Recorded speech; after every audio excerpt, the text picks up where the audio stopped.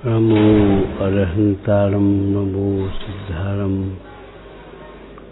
नमो आयर्यारं नमो वज्रायारं नमो लोये सवसाहूरं शुद्धात्मानुमनीकान्तं साधुमुत्तम मंगलम वंदे संदृष्टिसिद्ध्यर्थं संदृष्ट्यर्थप्रकाशकम् मंगलम भगवान वीरो मंगलम गौतम गणी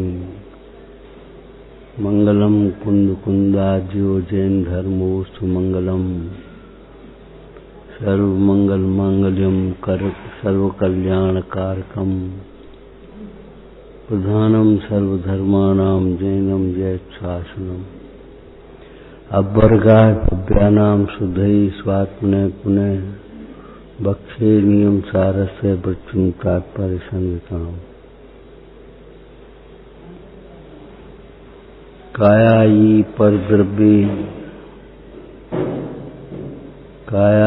परद्रव्ये थिल भावं परिहरतु अप्पाणं तस्भावे तणुसग्गं सो ध्यायै ऋग्वियप्येण कायायी परद्रव्ये थिल भावं परिहरतु अप्पाणं तवे तणुसग्गम। कायाज परद्रव्य, शरीर आज परद्रव्य। शरीर क्या है? परद्रव्य है। और परद्रव्य का अर्थ होता है स्वद्रव्य नहीं है। शरीर आदि परद्रव्य हैं। वे कैसे हैं? काया आज, शरीर आज परद्रव्य हैं, स्वद्रव्य नहीं है। इनको हमने स्वद्रव्य मान लिया है। वस्तुनिष्ठ कथन की अपेक्षा देखा जाए तो चाहे स्वद्रव्य हो या परद्रव्य हो, प्रत्येक द्रव्य द्रव्य रूप कर सर्वथिर पर्याय नया कौन। द्रव्य की अपेक्षा देखा जाए तो सर्व स्थिर है, पर्याय की अपेक्षा देखा जाए तो कोई स्थिर नहीं है। लेकिन वैराग्य प्रधान शैली से देखा जाए तो क्या कहेंगे? कायाधिक परद्रव्य हैं, इनमें स्थिर भाव छोड़ना चाहिए। माने ये स्थिर नहीं है।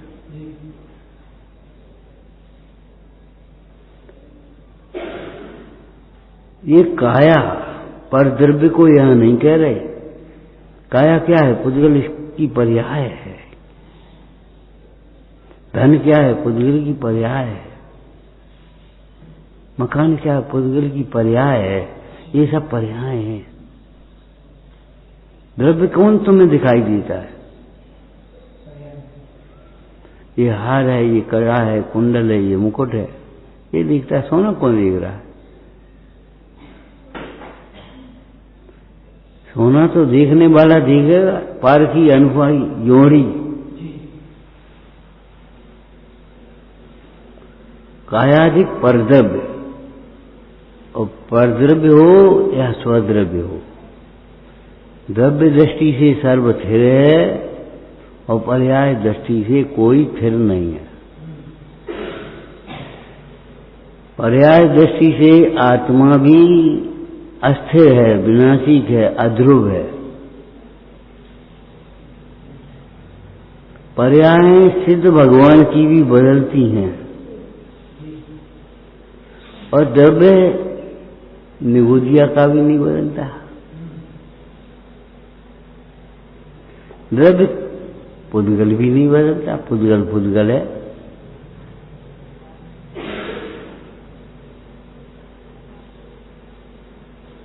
लेकिन जो पुद्गल अस्थिर है, इसका मतलब है पुद्गल का संयोग अस्थिर है। तुम्हें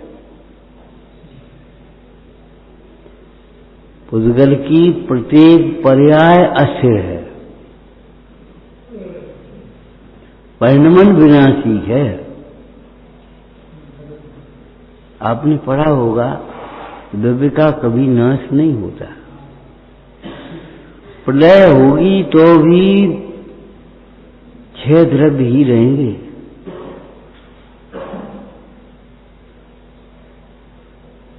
प्रलय काल में भी कोई 6 द्रव्य के 5 द्रव्य या 4 द्रव्य नहीं रह जाएंगे। पुद्गल का भी नाश नहीं होगा। जीव का नाश तो बहुत दूर की बात है, पुद्गल का भी नाश नहीं होगा। परद्रव्य अस्थिर हैं, इसका मतलब है इनका संयोग अस्थिर है। आज है कल नहीं है।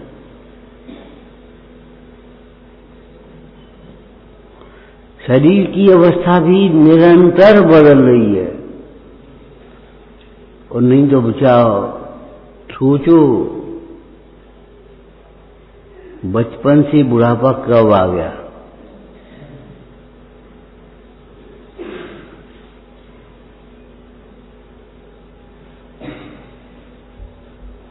बचपन से बुढ़ापा कैसे आ गया, कब आ गया? एक एक समय में पर्याय बदली है और बदलते बदलते आ गया बुढ़ापा। आया रे बुढ़ापा मानी, सोध बोध विसरानी, आंखन झरे पानी।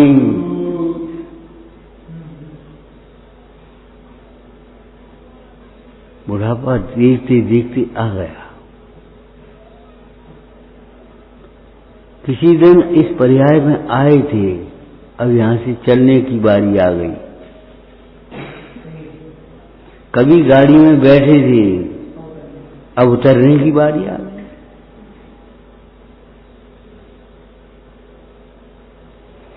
अपना सामान फैल पड़ा सो फैल पड़ा, समेट लो पहले। सामान माने क्या? अपना उपयोग समेट लो।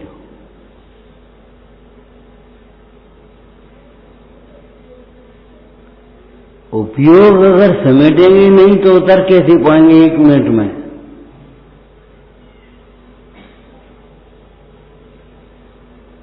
फिर तुम कहोगे हमारा वो रह गया, हमारा ये रह गया। संभाल लो, समेट लो। ऐसे अपना उपयोग संभाल लो और समेट लो।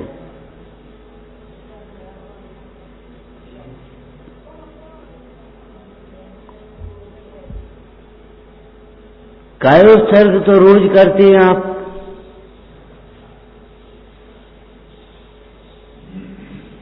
और मनराज के जीवन को देखें, चाहे श्रावक के जीवन को देखो, निर्माणी पढ़ने तक कायोत्सर्ग किया जाता।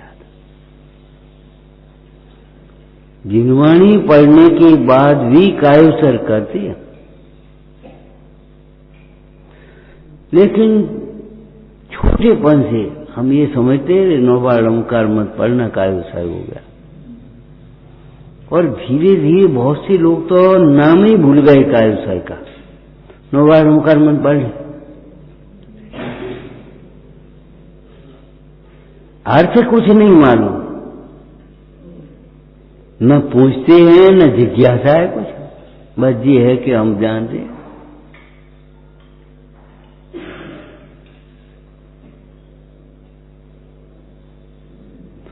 जैन दर्शन में अंधश्रद्धा का कोई स्थान नहीं है।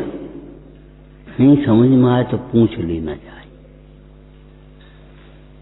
कोई क्या कहेगा, इतनी छोटी सी बात इनको नहीं आती। अरे नहीं आती तो कोई कह लेगा, आ तो जाएगी कम से कम। हे इतने बड़े हो गए, इतनी बात नहीं आती, समझते कायोत्सर्ग का, और छोटे से कर रहे कायोत्सर्ग। तो भैया नहीं आती है, कोई कहेगा, ये कहेगा बच्चा, मान लो तुमको नहीं समझ में आती इतनी बात, तो कह लेगा, लेकिन समझ में आ जाएगी। लेकिन जीवन भर अज्ञानी रहना मंजूर है, ये मन कसा पूछने नहीं देती, सुनने नहीं देती। और पूछना स्वीकार नहीं है कि नहीं आती तो पूछ लेगा। कितना अन्याय है। हम पूछें तो बताओ मत, आओ अपन पूछो मत। पहले तुम ही पूछ लो, नहीं आ रही तो पहले तुम ही पूछ लो। क्या अर्थ है कायोत्सर्ग का? यहां 9 बार पंच परमेष्टि भगवंतों को क्यों याद करते हैं? ये उंगलियां चलाने ही काम चलेगा।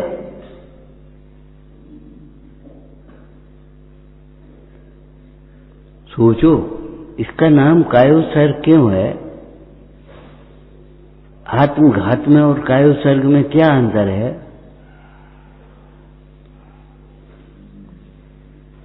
क्या प्रयोजन है? कछु नहीं। रूढ़ी क्रिया पूरी हो गई, काम खत्म हो गया। हम छोटे से छोटा बच्चा भी ऐसे ऐसे कर ले वो बस अपने, बस हो गए। और तुमने रोक दी, सुबह ने रोक दी। और वही हाल हमारा रहे तो क्या मतलब होगा? अभी हमारा बचपन बीता नहीं क्या? शरीर का बचपन बीता है। क्या प्रयोजन है, क्या व्यवहार है, क्या निमित्त निमित्त संबंध है 9 बार नमकार मंत्र पढ़ने में और कायोत्सर्ग में? जिस प्रकार पंच परमेष्टि भगवान काया के ममत्व से रहित हुए हैं, उसी प्रकार मैं भी 9 कोटि से, मन से, वचन से, काय से, कृतकारित अनुमोदना से, इस प्रकार पंच परमेष्टि भगवंत 9 कोटि से काया के ममत्व से रहित हुए हैं, काया से भावों से रहित हुए हैं और रहित होने का प्रयास कर रहे मुंडाए। उसी प्रकार मैं भी कब कायाश्रित भावों से रहित हूं। कायोत्सर्ग का मतलब ये नहीं है काया का उत्सर्ग कर ले, काया का नाश कर ले, वो तो आत्मघात है। कायोत्सर्ग का मतलब है काया के ममत्व के प्रति का जो ममत्व भाव है, उस ममत्व भाव का अभाव। किसी से हुआ है काया के प्रति ममत्व का भाव कि हाँ हुआ है, हो रहा है? अगर नहीं हुआ है काया के प्रति ममत्व का भाव, तो भगवान कैसे बन गए? ये मुनीश्वरों को ठंड क्यों नहीं लगती? जंगल में भी भय क्यों नहीं लगता?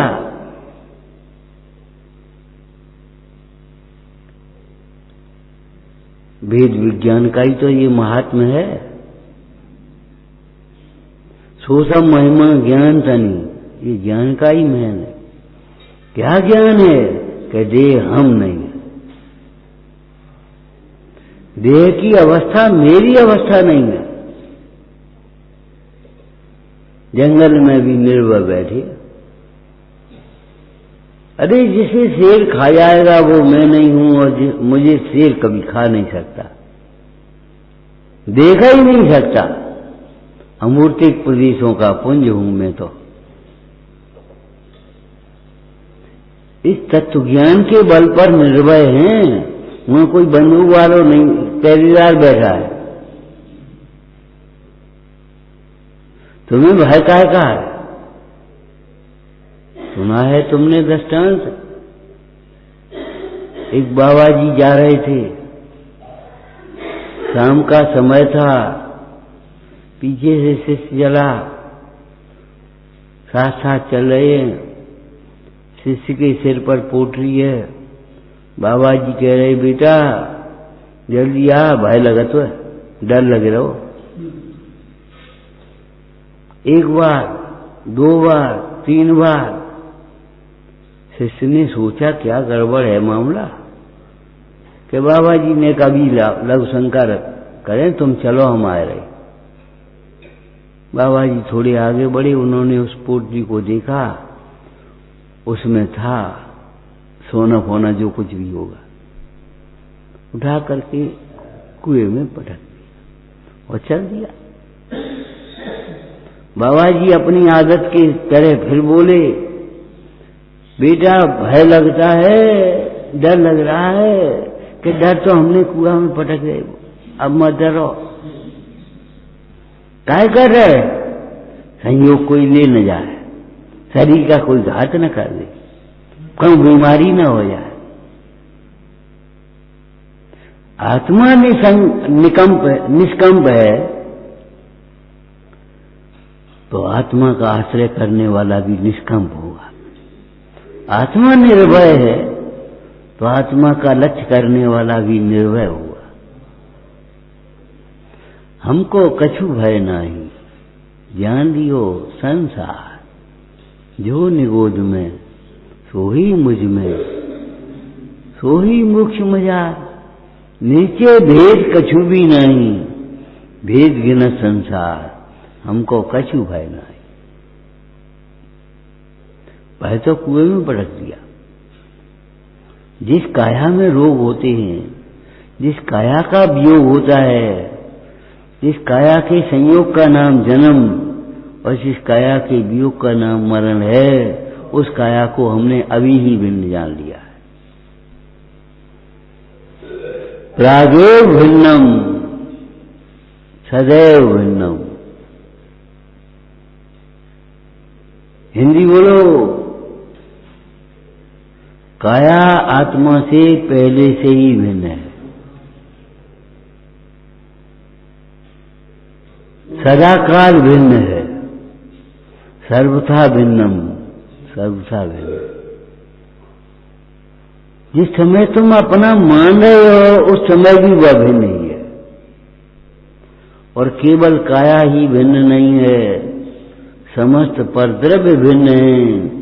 और परद्रव्य के लक्ष्य से होने वाले तुम्हारे विकारी भाव, जिन्हें परभाव कहते हैं, वे भी भिन्न है। तुम्हारा चेहरा भिन्न है, लेकिन दर्पण में जो तुम्हारे चेहरे का प्रतिबिंब दिखाई दे रहा है वह भी भिन्न है। ज्ञाकार, ज्ञेय तो भिन्न है ही, लेकिन वो ज्ञाकार, इतनी भीड़ दिखाई दे रही है उसमें, क्या खंडित हो गया कि दर्पण की स्वच्छता, दर्पण का रूप क्या खंडित हो गया है? दर्पण में पड़ोसी का घर झलक रहा है सामने वाले का, लेकिन पड़ोसी का घर घुस गया है क्या? वो कोई सड़क है? तुम्हारी दुकान पर एक दर्पण लगा और उसमें आने जाने वाले वाहन सब झलक रहे, क्या सड़क है तुम्हारी दुकान से उसमें घुस गए?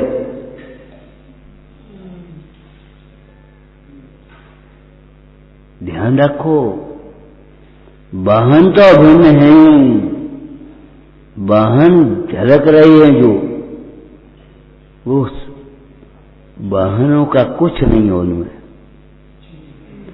वह दर्पण की रचना है। दर्पण की स्वच्छता को वे दर्शा रहे। वे वाहनों के आकार नाना प्रकार के, वे आकार भी दर्पण से भिन्न है। उन आकारों के कारण भी दर्पण में किंचित मात्र विक्रिया नहीं होती। क्रिया माने विपरीत क्रिया नहीं होती। देवों विक्रिया की बात नहीं कर रहे, एक साथ अनेक रूप बना देगा।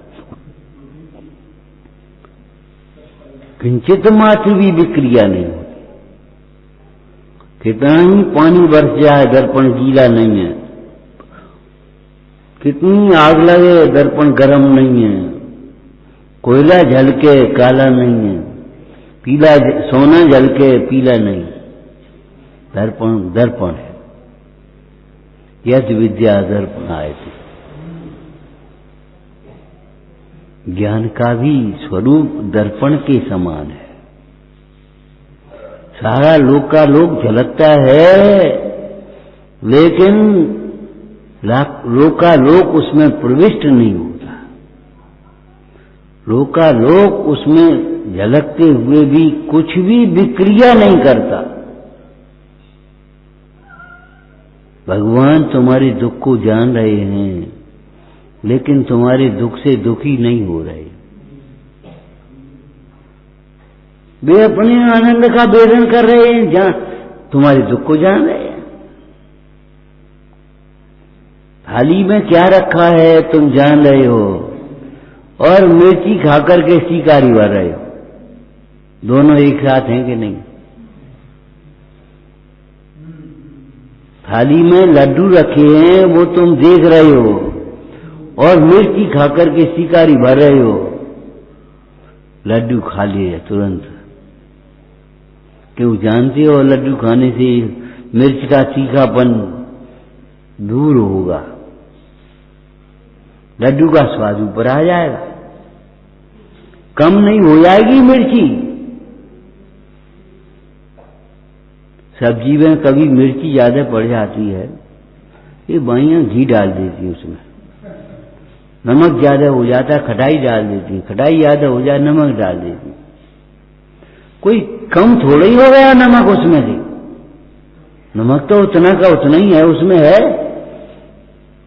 नमक का स्वाद ऊपर आ गया तो खटाई का स्वाद दब गया, बस ये है और कुछ नहीं।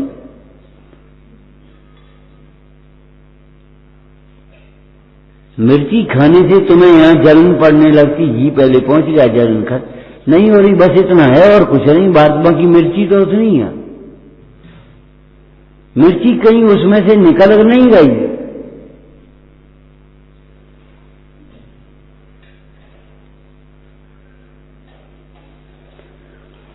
कायादिक परद्रव्य, शरीरादि परद्रव्य, बड़ा सुंदर शब्द है कायोत्सर, लेकिन ये नास्तिवाचक शब्द है,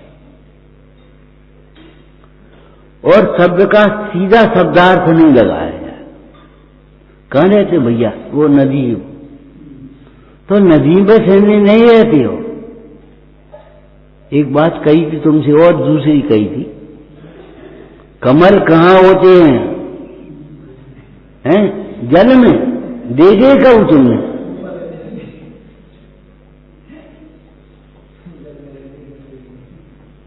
जल में कमल होते नहीं, और जल से बाहर कमल होते नहीं, पत्थर पे कमल थोड़ी होते हैं, जल में ही होते हैं, सही है। लेकिन कमल कभी जल में नहीं होते, जलते भिन्न कमल है, कमल जल से ऊपर ही होते हैं। वो कमल कैसा जो जल में डूब जाए? कितना ही पानी बरस जाए, कितनी बाढ़ आ जाए उसमें, कमल नहीं डूबेगा। तुम भले डूब जाओ, लेकिन कमल नहीं डूबेगा। जलते भिन्न कमल है।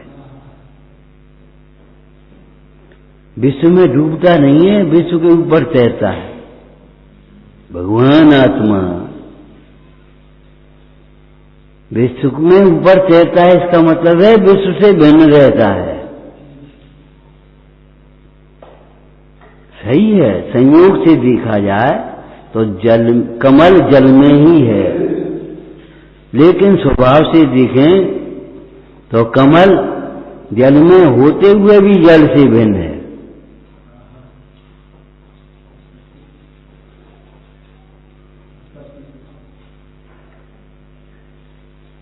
क्या यही अवस्था अपनी नहीं है? आत्मा कहाँ है? कि शरीर में, शरीर में पोस्टमार्टम में निकालो, कहाँ निकला? आत्मा शरीर में होते हुए भी शरीर में भिन्न है, शरीर से अत्यंत भिन्न है, शरीर में नहीं है आत्मा, शरीर से बाहर है नहीं और शरीर में है नहीं। मिश्री कहाँ है? डिब्बा में, डिब्बे में मिश्री है। ऐसे निकाल दी, जो निकाली जा सकती है और रखी जा सकती है, वह उसमें कैसे हो गई? डिब्बे का कोई भी परमाणु मिश्री रूप नहीं हुआ, और मिश्री का परमाणु कोई डब्बे रूप नहीं हुआ। कहाँ है? बोलो, एक बार तो बोलो भाई, मिस्री मिस्री में है, मिस्री मिस्री में है, ये स्वभाव दृष्टि है, और मिस्री डब्बे में है, और इस डब्बे में है, इस डब्बे में नहीं है, ये व्यवहार है। मिस्री मिस्री में है, इतना कहने के बाद भी अमृतचंद स्वामी को संतोष नहीं हुआ। मिस्री से भिन्न कौन सी मिस्री है जिसमें ये मिस्री है? कलई किसकी है? कलई कलई में है, कलई दीवार में नहीं है। थोड़ा उसको इसके भीतर, कलई के भीतर, सफेद कलई के भीतर दीवार कैसी निकलेगी? जो है वही निकलेगी। अगर शीशी की दीवार है तो सीमेंट कंक्रीट निकलेगी, और ईंट की दीवार है तो ईंट निकलेगी उसमें। इसका मतलब है कि दीवार कलई रूप नहीं हो गई है, कलई कलई में है। आचार्य देव कहते हैं अभी संतोष नहीं हुआ उन्हें। ये क्या बड़ी बात है, कलई की कलई। तो आचार्य भगवान प्रश्न करते तुमसे, तुम ये बताओ कौन सी कलई से भिन्न ऐसी कौन सी कलई है जिसकी ये कलई है? कलई खोल दी उनकी कि कलई से भिन्न ऐसी कलई, वो तो भिन्न ही हो गई। जो जिसका होता है वह वही होता है। कलई से भिन्न ऐसी कोई कलई नहीं है जिसकी यह कलई है। तो फिर क्या है कि कलई कलई ही है, ज्ञायक ज्ञायक ही है।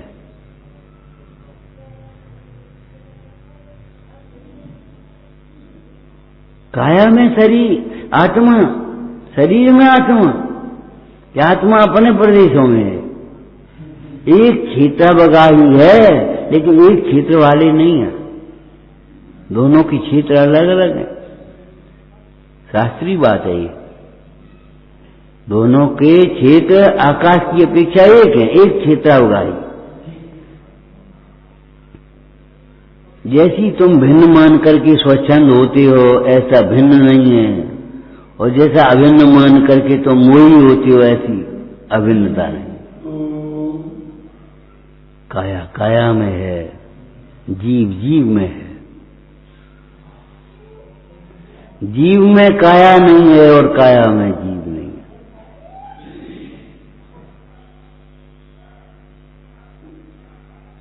दोनों का की सत्ता न्यारी है, दोनों का स्वरूप न्यारा है, दोनों का परिणमन न्यारा है, दोनों का भाव न्यारा है।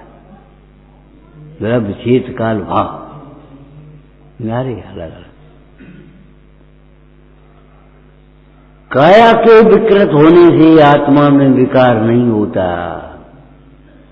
आत्मा में विकार हुआ है वो तेरी मोह है। मतलब क्या है? आत्मा में जो विकार होता है वो आत्मा को भूलने के कारण हुआ है। आत्मा अविकारी तत्व है। अविकारी आत्मा को भूले इसलिए विकार हुआ है। काया में विकार होने से आत्मा में विकार नहीं होता। शीश जलता रहता है, शरीर जलता रहता है अग्नि में, और वे योगी निर्मम योगीश्वर बैठे रहते आनंद में मग्न। जले जा रहे, मरे जा रहे, कुछ नहीं। इनको जलना मरना तो बहुत बड़ी बात है। बड़ी गर्मी है, मरे जाए या तो बहुत गर्मी है, ये मत देखो, ये देखो गर्मी मेरे में नहीं है।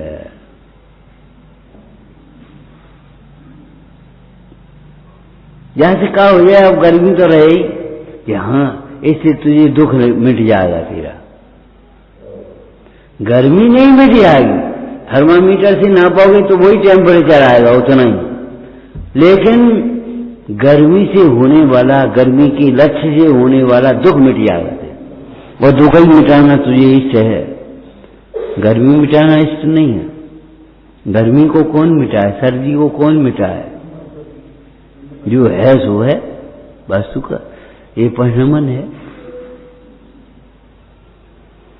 काय उत्सर्ग का मतलब है काया का उत्सर्ग, शब्द का अर्थ नहीं है काया के प्रति होने वाले ममत्व का उत्सर्ग माने त्याग।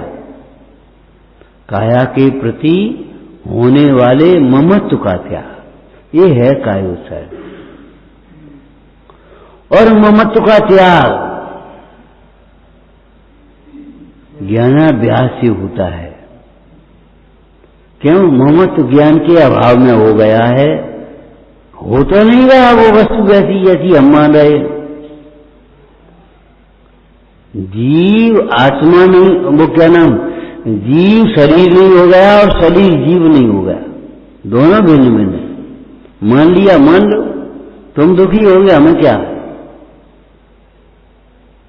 नहीं मानो, भिन्न भिन्न मानोगे, तुम सुखी हो जाओगे, लेकिन वह तो भिन्न भिन्न ही रहेगा। इसलिए बहुत सुंदर शब्द लिखे अमृत कुमकुम स्वामी ने इस गाथा में, कायाई पर द्रव्य फिर भावम परिहर्तु, फिर भावम परिहर्तु। बोलो क्या करे? काया दिख ये ऐसी बनी रहेगी, जिस जमाने के जोश में मत रहो, इस अभिमान में मत रहो, ये हमारी विभूति ऐसी बनी रहेगी, ये शरीर ऐसा बना रहेगा। सुनते हैं वो कौन पहलवान था, सांकल पर पांव रख दिया, आगे इंजन चलता रहा, बढ़ नहीं पाया। शरीर में इतना बल है और अंत में मक्खी नहीं उठा हला सका। कहां गया वो बल? विश्वनंदी ने पेड़ को उखाड़ करके आ जाओ, और फिर जरा सी बैल के धक्के से गिर गए। अंत में विशाख नंदी ने बोला, कहां गया वो तुम्हारा बल? कि स्थिर नहीं है, अस्थिर है।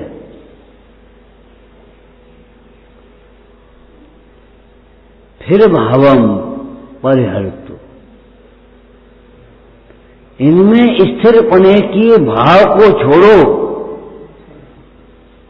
इनको स्थिर मत मानो, इनको स्थिर मत समझो, और स्थिर मान जान करके नाना प्रकार की कल्पनाएं मत करो। तुमने सुना है वो तेल का घड़ा, एक ने कहा भैया जी हमारा घर पहुंचा दे, कि हाओ। उसने तेल का घड़ा ले लिया और चल दिया सेक चिल्ली। अब घड़े को सुरक्षित पहुंचाने के बाद उसको पैसा मिलते, तब आगे की बात चलती। लेकिन वो तो अपनी कल्पनाओं में उधेर लगा है ना, घड़े पहुंचा दूंगा तो पैसा मिलेगा, फिर बकरी खरीदूंगा, फिर वो खरीदूंगा, फिर भैंस खरीदूंगा, फिर विवाह करूंगा, फिर बुझे करूंगा, फिर लात मारूंगा। पहले ही लात मार दी बने, घड़ा गिर गया। क्या किया तुमने? इतना नुकसान कर दिया मेरा। अरे तुम्हारा तो इतना ही नुकसान हुआ, हमारा तो बनो बनाओ महल बिगड़ी हो। हमारा मतलब ये है, जिसके आधार से कल्पना कर रहा है वो ही ध्रुव नहीं है, तो वो कहां से ध्रुव होगा? तुम्हें याद है क्या कहा था? जब जिस नाम से रजिस्ट्री है वो नाम ही तुम्हारा नहीं है, तो वो जमीन तुम्हारी कैसे होगी?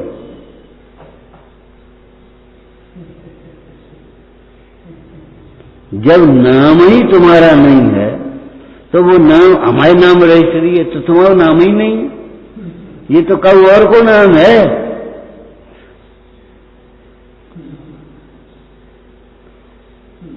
तुम अपना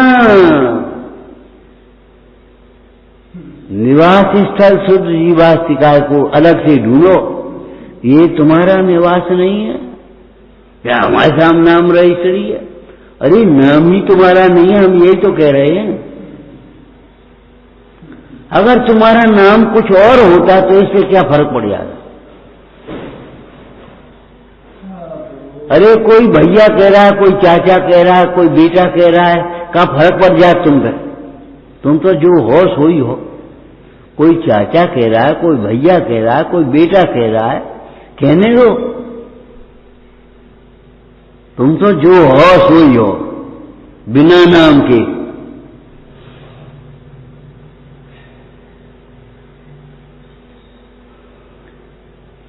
एक सन की राजा था। एक बार उसने बुला लिया सबको, आजा, और साधारण से गेहूं ले लिए। उन्हें कहा क्या है ये है क्या? अब गेहूं का नाम बताना था। संस्कृत में गेहूं को गोमय अलग कहते हैं, और हिंदी में गेहूं को अलग कहते हैं, उर्दू में गेहूं को अलग कहते हैं, अंग्रेजी में गेहूं को अलग कहते हैं। कुछ नाम अलग होगा। जितनी भाषाएं उनके अलग अलग नाम हैं, जितनी जगह है वहां अलग अलग नाम है। जनपद सत्य होता है। जनपद सत्य माने कोई चीज कहां किस नाम से पुकारी जाती।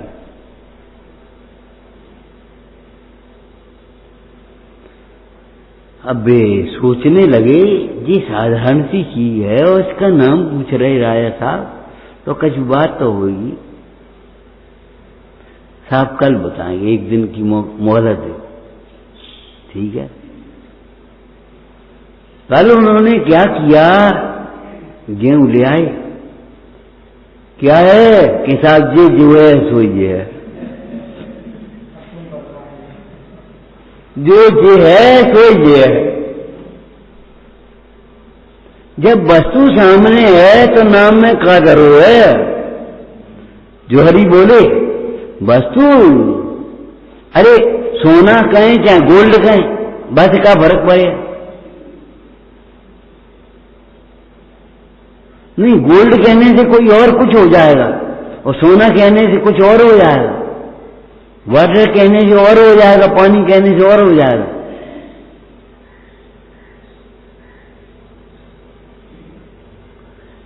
काया से तेरे प्रयोजन की सिद्धि कभी नहीं होगी। काया के लक्ष्य से, काया के आश्रय से तेरे प्रयोजन की सिद्धि कभी नहीं होगी। सरल भाषा में बोलो, ये भी भाषा सरल ही है लेकिन और सरल भाषा में बोलो। काया के लक्ष्य से तू कभी सुखी नहीं होगा, पर के लक्ष्य से कभी सुखी नहीं होगा। ये जीव स्थान बदलता है, वेश बदलता है, क्रियाएं बदलता है। आचार्य भगवान कहते उपयोग बदलो।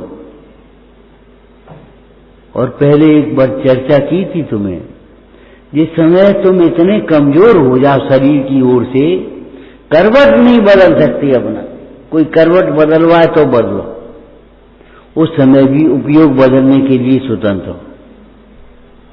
उस अवस्था में भी उपयोग बदलने के लिए, समाधि करने के लिए स्वतंत्र। ये शरीर रोग रूप परिणमित करने के लिए, होने के लिए स्वतंत्र है, और ऐसे रोग रूप जिसका कोई प्रतिकार नहीं है, ने प्रतिकारे, ऐसे अवस्था के लिए अगर शरीर स्वतंत्र है तो हम भी शरीर से भेद ज्ञान करते हुए आनंद पूर्वक देह को छोड़ जाने के लिए स्वतंत्र है। हम जे चले। पंडित बनारसी दास जी की कैसी अवस्था हो गई थी, कह नहीं पा रहे थे कछ, बोल नहीं पा रहे थे, बोल बंद हो गया।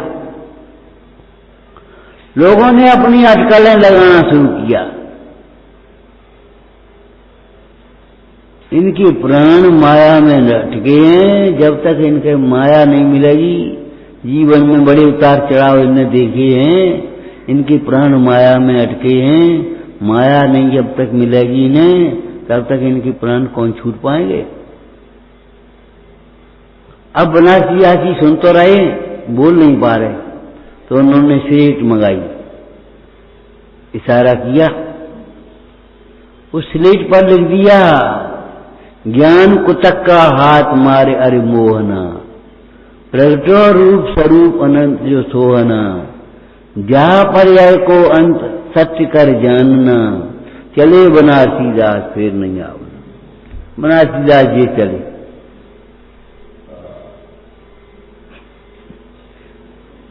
ज्ञान कुतक का हाथ तुम क्या कह रहे हो, माया में प्राण अटके, लड़का में प्राण अटके, लड़की में प्राण अटके, ध्यान प्राण काय में अटके, अटके हैं मोह में, अज्ञान में। ज्ञान कुतक का हाथ मारे अर मोहना, प्रगटो रूप स्वरूप अनंत जो सोहना, जा पर्याय को अंत सत्य कर जानना, चले बनारसी दास फिर नहीं आवना।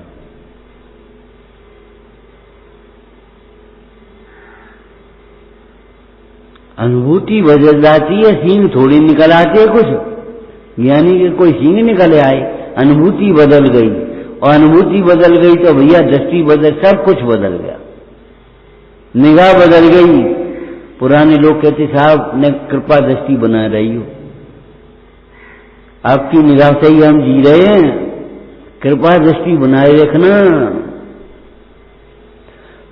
हम भी बोल देते व्यवहार की भाषा में, तुम्हारी नेक सुदृष्टो जग उतरत है पार,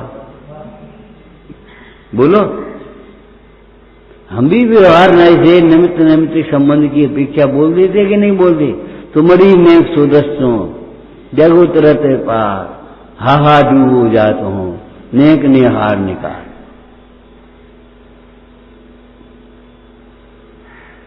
सोचो कायादिक परद्रव्य हैं, उनमें हमारा स्थिर भाव हो गया है, माने हम उसे ऐसा मानते स्थिर है।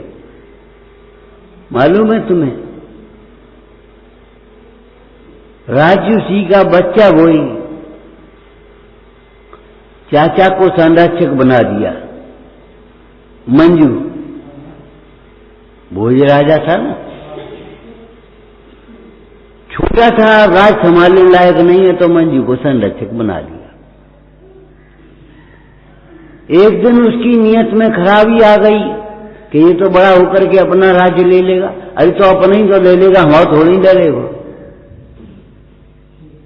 सोचो, तो उसको बड़ा विडंबना आई कि ये तो बड़ा होकर के राज्य ले लेगा, हमें कौन पूछेगा, हमें कौन पूछेगा, ये तुम राष्ट्रपिता हो जाओगे, तुम्हें कौन पूछेगा, ये चिंता कर रहे हो तुम।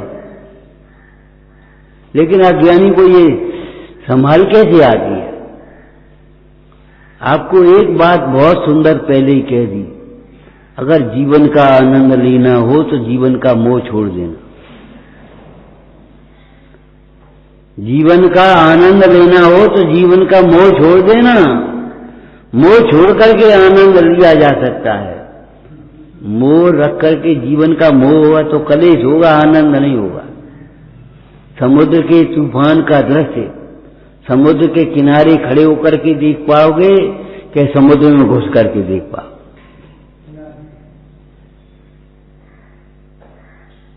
समुद्र के तूफान का दृश्य एक देखना है तो किनारे होकर के अपना कैमरा लगा लो, देख लो जो कुछ भी देखना, और समुद्र में घुस के देखेंगे, घुस के देखिए कि जे लगे मरे मरे मरे।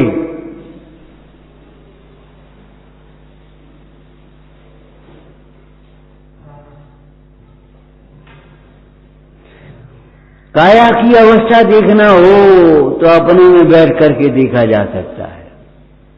काया को काया में मोह करने वाला काया को नहीं जानता, उसको तो ये लगता है मैं ही मर रहा हूं।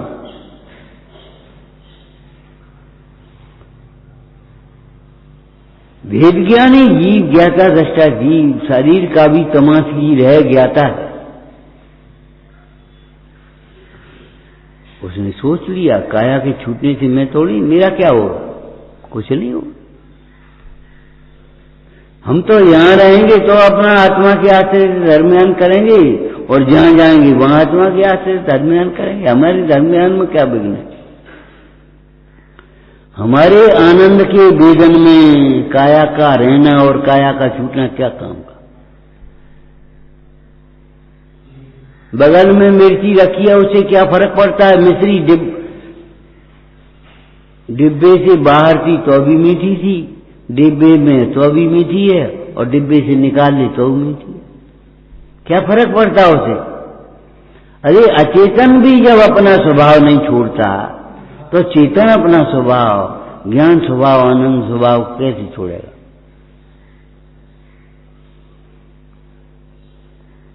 तेरे दुखों का कारण काया के प्रति ममत्व है। काया के प्रति ममत्व को छोड़ करके काया में के तमाशगीर बन करके अब आनंदित हो, अब सुखी हो।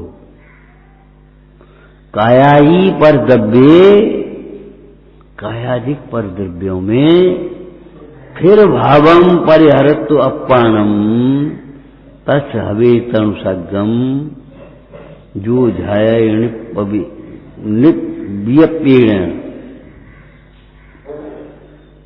जो कायादिक में पर द्रव्यों में स्थिर भाव को छोड़ करके, स्थिर भाव को छोड़ करके माने ये स्थिर ऐसी मान्यता को छोड़ करके,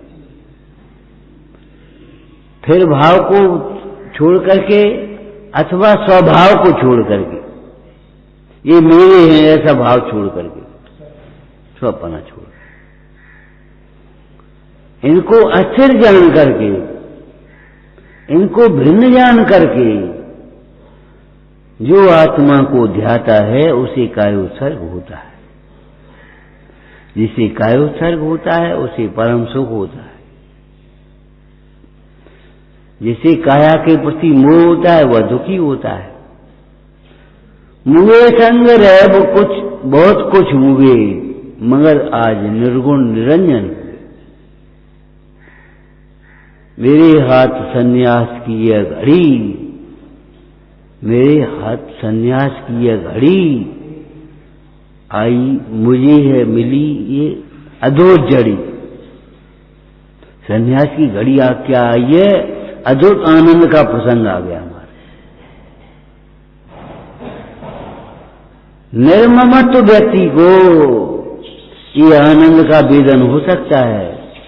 काया में ही जिसका ममत्व पड़ा है वह आनंदित कैसे होगा? वो तुझे कहे भैया मार रहे हैं, लड़का बुला दियो, लड़की बुला दियो, क्या करेगा? वो इस शरीर के संबंधियों को याद करेगा। इस हमारी माया का क्या होगा? जायदाद का क्या होगा? संस्था का क्या होगा? अच्छी तरह रहियो भैया। अरे अच्छी तरह रहें चाहे बुरी तरह रहें, अब क्या करोगे तुम अच्छी तरह जाओ। क्या कहा? ये अच्छी तरह रहेंगे कि लड़ेंगे, क्या करेंगे, बंटवारों करेंगे, क्या होगा पता का, तुम अच्छी तरह जाओ। ममता को छोड़ करके तुम अच्छी तरह जा सकते हो, ममता को रख करके, ममता को ले करके तुम अच्छी तरह नहीं जा सकते। आया आया रे प्रसंग आनंद का।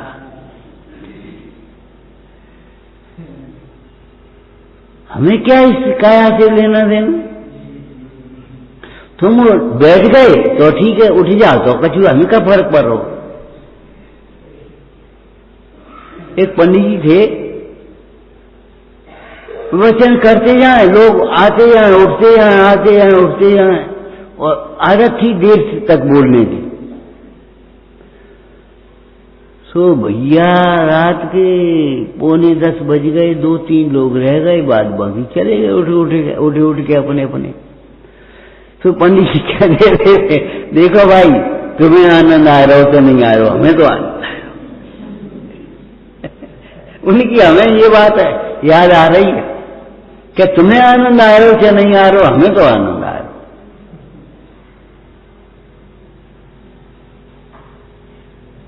हम तो अपना स्वाध्याय कर रहे हैं, हम कौन तुम्हें सुना रहे हैं? तुम मान ली तो भली बात है, नहीं मान ली तो नहीं बात है। बिल्कुल सही बात है। सब जीवों को निश्चय हो उपदेश दिया।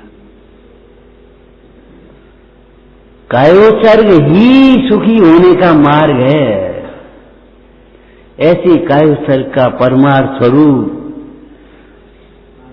आचार्य भगवान कुंद कुंद स्वामी ने यहां स्पष्ट किया है। काया को भिन्न जानना यही कायोत्सर्ग है। भिन्न जानना और भिन्न ही जानते रहना,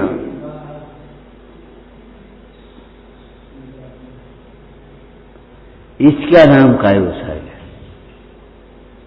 और जो काया को भिन्न जानेगा वो निश्चिंत रहेगा, निर्भय रहेगा, उसको कोई प्रकार का भय नहीं सताएगा। विचारना